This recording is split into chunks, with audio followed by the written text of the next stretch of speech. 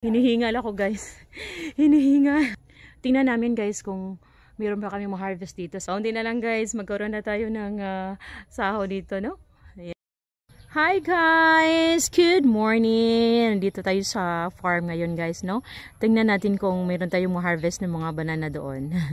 Ayan, sabayan nyo ako guys. Let's go! Ayan, ito yung bubungad guys. Before tayo pakarating sa ano namin guys, no?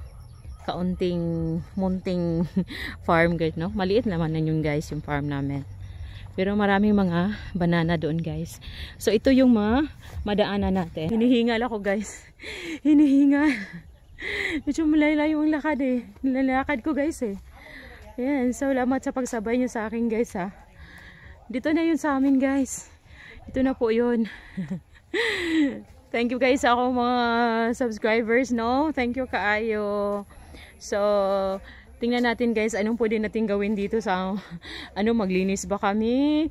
Ano pang pwede natin kuha tayo ng mga laya na dahon? Yung mga dry na mga leaves ng mga banana, no? Look at guys. Sobrang grabe ang dami ng guys, oh, damo. No? Hindi kami nakapaglinis guys. Kasi busy. Busy guys. Mga student ko guys, graduating kasi yun eh. Ayan, isa pa nag-masters. So may busy ako guys, hindi ako makapunta dito madalas. Kaya ito oh, tingnan nyo guys. Siguro ngayong vacation the vacation is fast approaching, diba guys? So siguro madalas na kaming makapunta dito. And then matulungan na namin si mama para maglinis dito.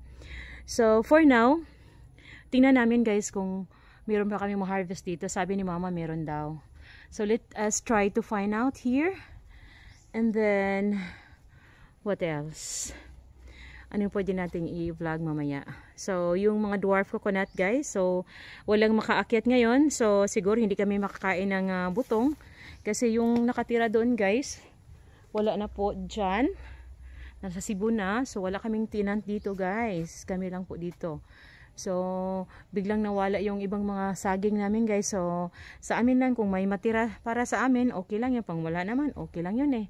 Kasi siguro nagutom din sila. So, share na lang. Share.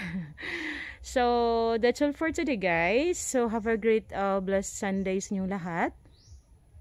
Abangan nyo guys sa mga ibang mga upload ko guys, no? Malapit na tayo guys sa YouTube guys. Kaunti na lang. Kaunti na lang guys, magkaroon na tayo ng sahod dito, no? Ayan, so sahod reveal. Very soon.